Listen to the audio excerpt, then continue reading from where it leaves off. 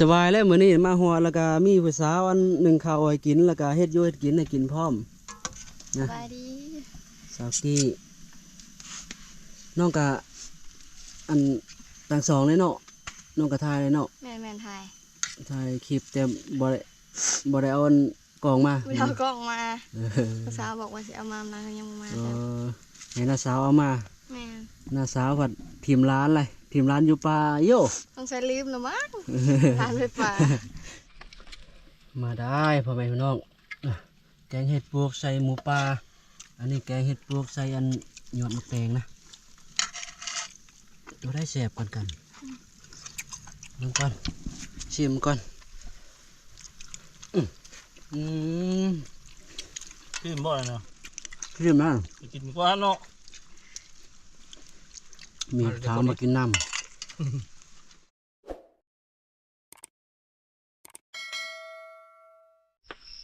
กับทักทายสวัสดีพ่อแม่พี่น้องเอฟซีทุกท่านเข้ามาตามมาชมช่องใหม่นี่มีคนมานอนเพิ่ม2 คนพงพัดนะแล้วก็น้องสาวเพิ่นนี่เพิ่นพัดลงจากอันนาบ้านนายสาวมานะตื่นได้ตื่นไปบ่ได้อันถือเหี้ยวกับทับบ่ได้หมูเนี่ยมื้อนี้เสอะเมื่ออะไรอายเพิ่นนอนผู้เดียวอยู่พู้นทับเอาได้พัดไปหาทับหมูนะเมื่อคืนกะบริเป็นการไปยิงหมานเฮ็ดบวกแล้วก็มาฝนตกแห้งเปียกเบิดเครื่องนุ่งยังกะกินกาแฟจะออกไปนะไปหาลาเศร้าไรกระหู้มื้อนี้แหละบ่ไรกระหู้มื้อนี้มื้อสุดท้ายได้สะตื่นละจะได้ไปดีตัวเช้าใส่กับหลักบ่ใส่กับหลักยังหลังมั้งยังกับหลักหลังนึงไปเดินทางไป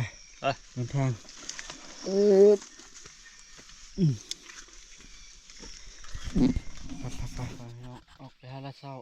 ไรกระหู้มื้อนี้บ่ไรกระหู้มื้อนี้แหละปลดมีดก่อนเกิบนะเขาเจ้าฝากปลดเกิบแล้วจึงมานมาสั่นไปยากอะไรได้ขันใส่เกิบเลยยามผลลองมึงนะกระแตห้องนะ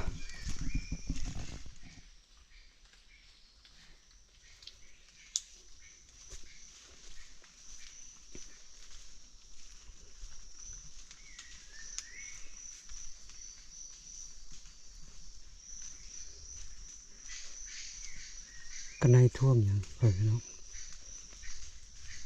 เก็บอยู่ในนะ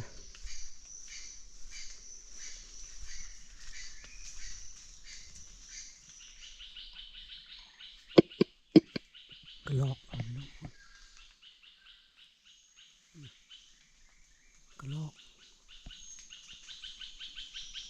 ทางนี้ก็มีตัวหนึ่ง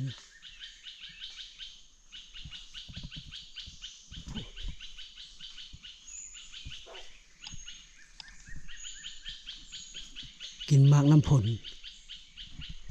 ไปก่อนเพราะท่านยิงแล้วกระลอกนะคิดว่าตัวยังชนกน้ำตกซาเลย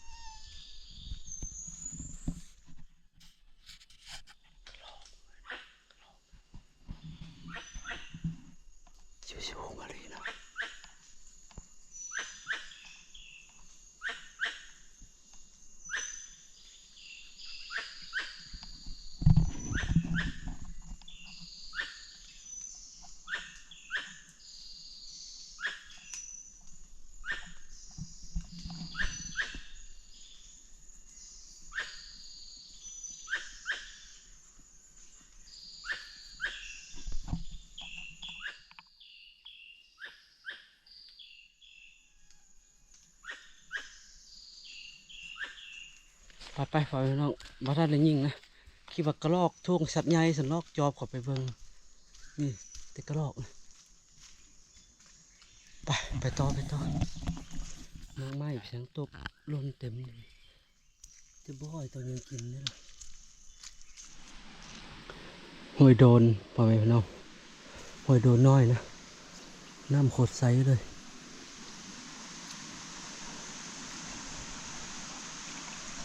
ปลาซิวปลาย่างแดงยังเห็นนะใสขนาดนั้น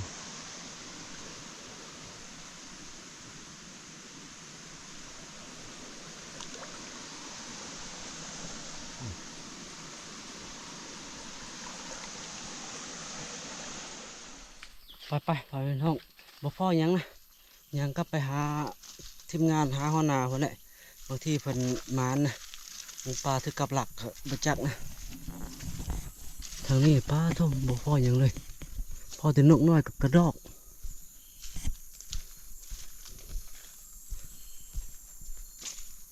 หมูยังบ่ทันออกหาหลอนกินมักกะบกเดี๋ยวนี้นะมันยังอยู่ในตุ้ยในปลาในบอนทึบยามเดือน10 เดือน 11มักกะบกหลอนนะมันออกไปหาคบหายำกินมักกะบกคักได้ปลาตัวหอยน้องผู้ใดปลูกปะนะยอดยอดแตงมานี่อาจจะเก็บไปใส่อันแกงอันนั้นเขาก่อนนะแกงเห็ดปวกนะยอดงามๆเลยนะขอได้เด้อเก็บไปใส่อันแกงเห็ดปวกนี่แตงเห็ดปวกใส่แกงเห็ดปวก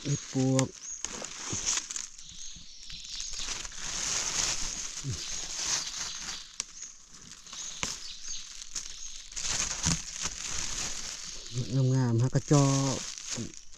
กำลังสิเป็นดอกนะพี่น้องฮะกระจอนะฮะกระจอดอกมาทำเป็นมากเลยงามเลยนะ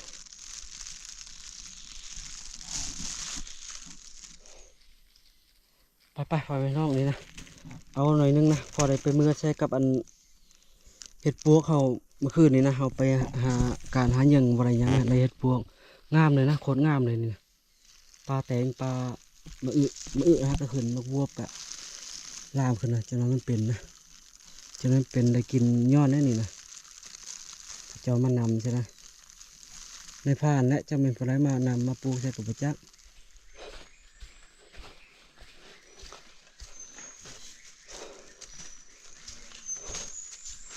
เฮ็ดยั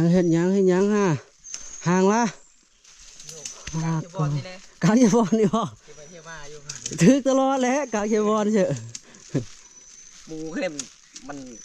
มันตองมันอันนี้มันไปมันเป็นยังแนวบ่ลองดึงบ่ลองดึงเบิ่งเอามาไหมตัวนี้นะเนี่ยทำได้เชื่อได้สดๆเลยโอ้มาฮอดพี่น้องเพิ่นก็นึ่งข้าวทาละโอ้แซ่บแล้วมื้อนี้ผู้สาวนึ่งข้าวทาแล้วก็แกงเห็ดแกงหยังทานี่โอ้สุดยอดเท่านั้นแหละเสื้อช้างนี่นะเสื้อหมูบ่หมูป่าแกงเห็ดเสื้อหมูป่าแล้วแกงเห็ดสดๆก็สุดยอดเท่านั้นแหละกินปลาหัวหน้าบ่อันนี้อีเหงินเฮาอีเหงินกับหมูป่าโอ้มื้อนี้สบายแล้วจังไรตะพานมานบ่สบายแล้วมื้อนี้มาหัวแล้วก็มีผู้สาวอันหนึ่งข้าวให้กินแล้วก็เฮ็ดอยู่เฮ็ดกินให้กินพร้อมนะสบายดีสาวกี้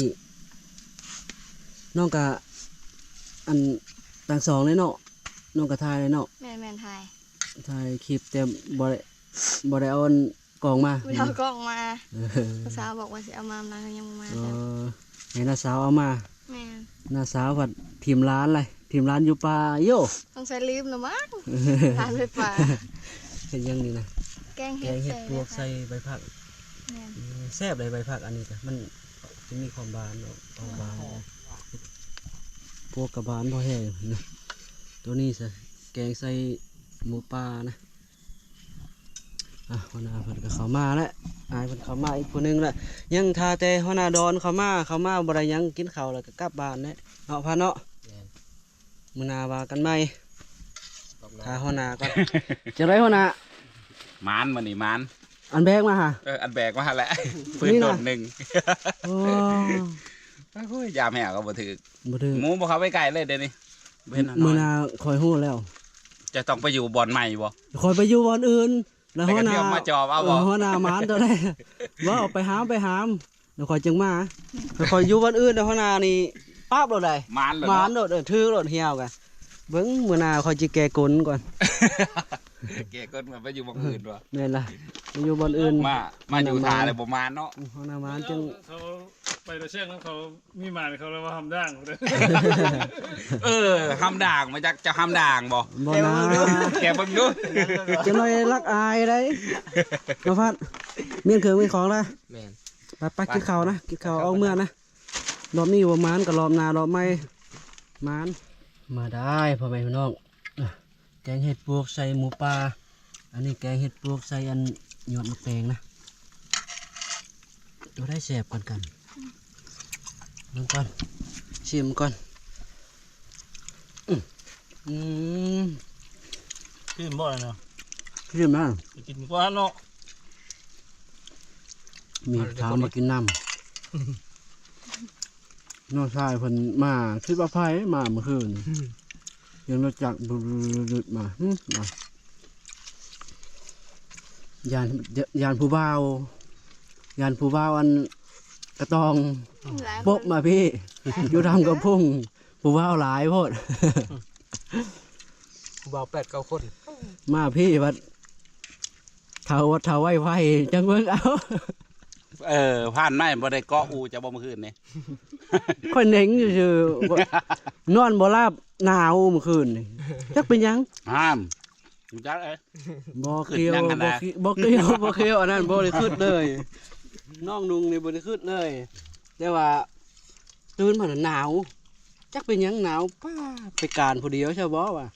มันมีทางไปหั่นน่ะไปทางไหนกะไปทางนั้นก็เจออันเขาเจ้าอันอยู่ไปทางนี้ก็เขาเจ้าอยู่จักจะไปทางใดบ่มีทางไปก็เลยอันนอนซะมา จะบ่รับ บ่รับเบิ่ง อย่าว่า มา3โมง อย่าว่าหนาวแหละคือว่านอนอูเดียวกับเช้ากี้อีกแต่ละอุ่นบ่ บ่บ่หรอกผ้าแล้วผัดเนาะผ้าแรง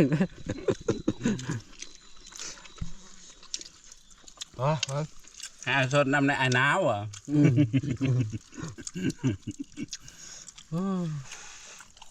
ไก่เห็ดปวกกะคักอันนี้ มื้อหน้ามากินผัก แซ่บมื้อหน้าเก็บผักมาให้เราเด้อมาแปะเปลี่ยนเอาหมูปลาเราเด้อ ผักนี่หัวหน้าปีนเอาได้หมู่ป่า เราในหมูปลาเก็บผัก บ่ มา ปานใด เห็นบ่ มากินเฮ็ดมากินเฮ็ด หายากเด้อเลย เอาเฮ็ดมาโลดมาเปลี่ยนแล้วก็ ปีนี่แหละเริ่มตั้งแต่หัวปีเลย มีคนบ่กินอันเห็ดปวก อันวัดบาสไม่ได้จะไปสิ ฮัดบ่ กลับไปพูดยังไม่ได้ไปแล้วไม่สุดนี่ เอ้ามืออื่นกับวันพานจะก็ไปมืออื่น ไปเฮ็ดอันน่ะวันพุธเฮาก็จะกลับมาแล้วก็ไป มัน วั ได้ ดบา ตั ส งค์ มันพุธนะมันเยอะรูปมันเขาไม่ได้รูปมันเขาลายเดินแล้ว มันได้ตังค์ตังค์ย้อนหยังตัวนี้ อ ใช่ ยู่บ้าน ชิ้น เขาเอา ตัวนี้ ไม่ บ่ ได้ ใช่ เดินหรือเดินหรือใครได้ มันสิคิด เข้าร้ายแท้มาให้เปลี่ยนให้ไกลไหม เพิ่นบ่แบ่งไปอีกบ่ ป้าโถของกินกับบ่มีไฟเอาผู้เดียวได้ผ่านใหม่เฉยเบิ่ง อันนั้นแหละผ่านไม้ไปล่าได้ ผ่านใหม่เอาผู้เดียวก็ ผู้แห้ง ล่าหมาแต่มือทำอิฐเนาะโอ้ยมันให้หมานกันสิเป็นอันหมูปลากับบ่สิอันใส่อันผาดใส่อันกลนรถแล้วก็เมื่อปะหัวหน้า มันเถอะบ่แน่แล้วว่าเป็นมันทำดากในพันไม้หรือทำดากน้ำซุปเฮาก็ซุปเฮามาผัดบ่มานตอนเราอยู่ผู้เดียวผัดมานบัดนี้ มันเปิดเบิ่งรู้ซั่นน่ะเอาเปิดเบิ่งพัดมาเป็นกรรมการ เปิดเบิ่งห้องพันไม้ก่อน เปิดของหัวหน้าก่อนด่างบ่หรือว่าบ่ด่างแต่บ่ด่างเฉยข่อยมั่นใจแล้วของข่อยบ่ด่างเก็บเครื่องเก็บของก่อนว่าจ้ะ มันมีคนเลี้ยงเลย มันขึ้นเลย มีแต่งัวควายแบบลงไปนั่งแบบนะมีแต่ ค่อยปลาบ่น่ะ เป็นควายปลาเลยนะ งัวกับงัวปลาสบายได้อนั่นก็จะไปเอาบักแต่ซอพุ่นแหละพุ่นน่ะไปบ่เอาได้สัตว์น้อยซั่นน่ะ ก็ ก็ มา ว่า สีหน้า นี่อยู่ด้วยควายหาได้ มันให้บ่ค่อยน่ะค่อยมันให้บ่แท้นั้น จังไร มันไม่เห็นคนอะไร ได้ยินแต่เขาบอกซื้อ ไรส้นพร้อมเลย ในส้นมันก็ตายเท่านั้นเพราะว่าเขาบอกให้ยิ่งกินอยู่ ไปเดินทางกลับ เนื้อเขาก็เบเอาน้ำเครียดบริมุป้าหัวหน้าเว้านะเบเอาน้ำอาหารกันหัวหน้าว่าพ่อยังมีเนื้ออยู่เนื้อกินอยู่นะ เอาน้อยอะนะ เออ เอาน้อย ไปกลับไม่ยั้งขังไว้อยู่หันน่ะหัวหน้า ห้อย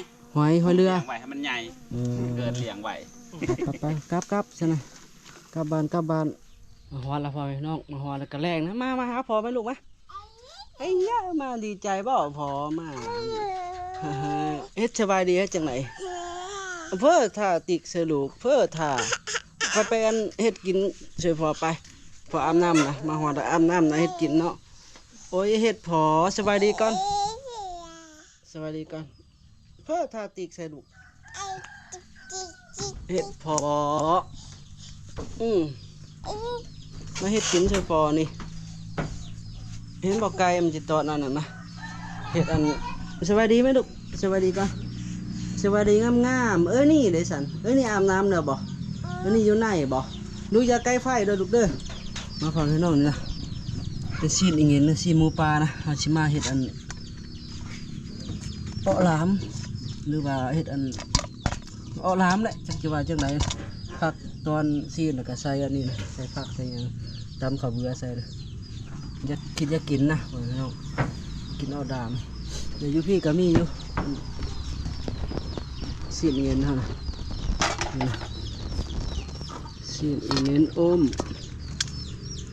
เห็ดเอาดามกินเอามาตัดตอนกันนะตัดตอนซีนตอนอย่างนี้นะลาลูกจับกองพอในแม่ลานะจับกองพอในแม่นี่ลูกมาจับกองพอเน่สวัสดีก่อนเอ้าลูกเป็นอย่างอันนั้น ตำไม่ ลูกตาไม้โอ้ยเอาจับกองพอเนี่ยอ่ะเดี๋ยวพอฟักตอนเสียนก่อนลูกก็อยู่นี่แม่ลูกก็จับเนี่ยนี่แม่อ๋อเลยจับซื่อๆเนี่ยนี่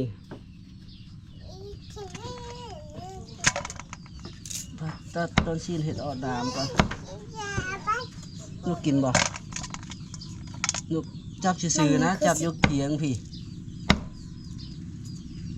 ง่ายนะยังบ่จักว่าจับซื่อๆเฮ็ดจังได มันคือว่าสีด ยามันน่ะ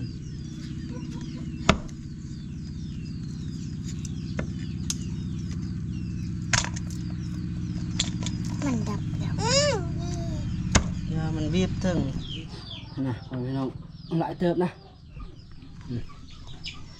ซีนอีเงินซีนหมูปลานำมาเช็ดออมใช้น้ำกันแซ่บๆเลยอ้อหลามเห็นออมนะออมหรือว่าอ้อหลามหั่นแหละตำมักเผ็ดเกลือเป็นนัวใส่แล้วก็ผักหอมใส่หยังใส่นะ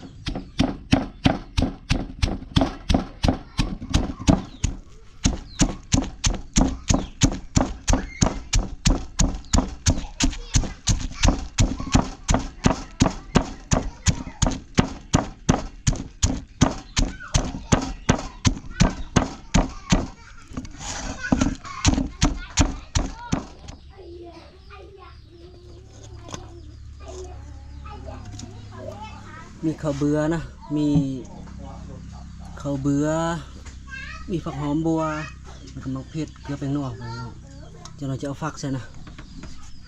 เอาผักเนี่ยผักตำนินแล้วก็ผักอันมะละผักตำนินผักอันนี้ใบผักตำนินใส่มะละพอไหมน้องมะละลงไปแล้วก็มีนอคานะมะละ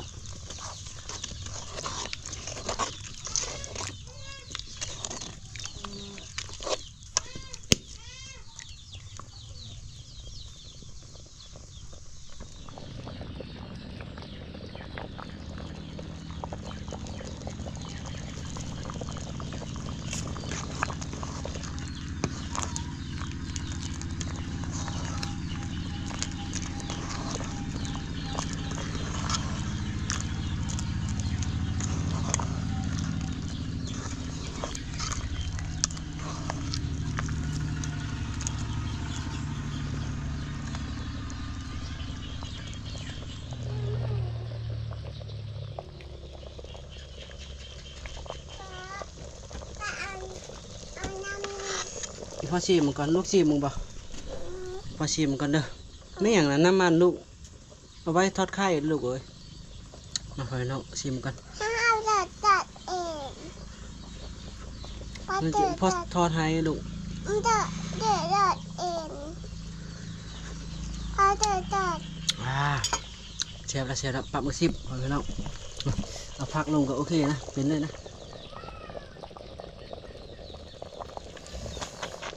ใส่ผักลงไป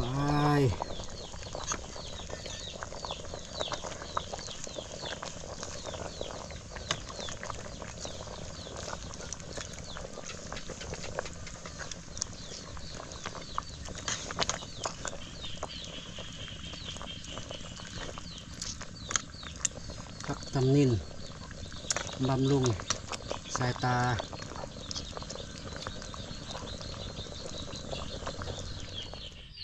เรียบร้อยพ่อแม่น้องเมนูเกาะล้ามนะเกาะล้ามแซ่บๆนี่ตักเธอนึงจะหน่อยที่ไปจำให้ลูกสาวกินก่อนนะตักปะนะไปจำลูกสาวกินก่อนมาพ่อแม่น้องกินข้าวกินน้ำเมียยังสะเครืองอาบน้ำนะลูกสาว2 คนมันเป็นตาแพงเนาะลูกเนาะน่ะปิงหมูป่าอันนี้น้อยลูกกินนมอย่างอันนี้ กินมอมแมว มอมแมวลูกกินมอมแมวการ์ตูนแมวนึกว่ากินมอมแมวปุ้นแมวก็อันนี้เป็นออมนะลูกกันบ่ว่าแม่นี่ลูกก็กินบ่ลูกจะกินอย่างนะลูกกินซีนบ่ไม่ได้จังเลยเริ่มจ๋าบ่เป็นหยังลูกแม่งบ่เริ่มจ๋าบ่ลูก แม่ แม่งบ่อีฟอเบิ้งให้ดูมาไปเนาะอีฟอเบิ้งให้ดูเชื่อออกเลยบ่ กระด้างสนาม เอาลูกเพชรได้จำหน่อยเดียวเด้ออ้ำแพงนี่ลาพอได้ซีหมูปลาเอาดูอ่ะอันนี้อันนี้ลูก แม่เจอแล้ว ฮะ เหม็น เหม็นกินได้อยู่มันคิวน้อยเดียวนึงลูกบ่มากบ่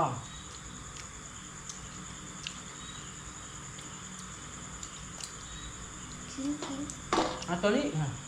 เอาตัวนี้ตัวน้อยตัดกินนะ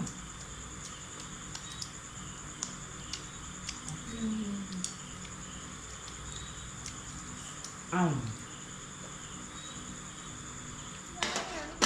เอาเลย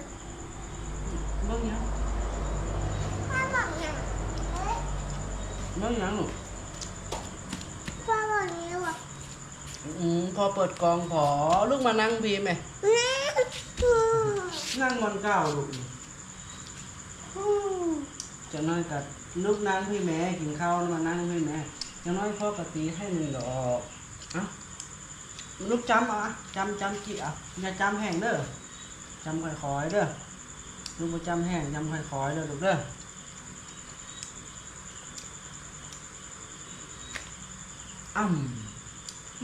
ตัวมือนะเก่งเก่งเพิ่ง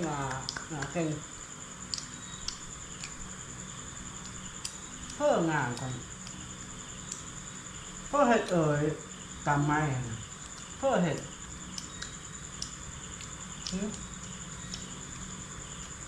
เพิ่งเห็ดลูกตามไม้ค่ะ อันตู ลูกโจมไงลูกกินอันนี้นะกินชิ้นกระแทกอ่ะ เอาซีนนี่กิน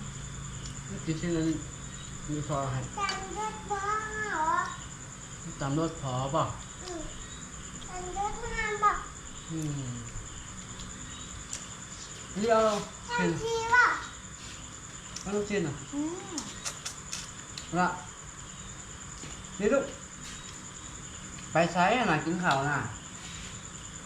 เฮ้ยได้แล้ว จะน้อยพอให้เบิ่งเด้อกินข้าวอิ่มกันเบิ่งเด้อพอจำหน่อยเดียวนึงเนาะ บ้า เอาพอบ่ให้เบิ่งไหนจำบ่ได้ข้าวเอ้าบอกฟังเขาตีนึงหันจะน้อยจังเบิ่งกินข้าวก่อนยังเบิ่ง บ้า โอ้ยอย่าเฮ็ดนะกินบ่ลูก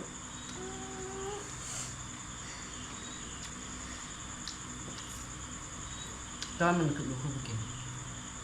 กินแล้วลูกไปคิวบ่ ถ้าป้าไปกินมากินแม่ ถ้าลมเป้าเขาเย็นเนอะ อัดไว้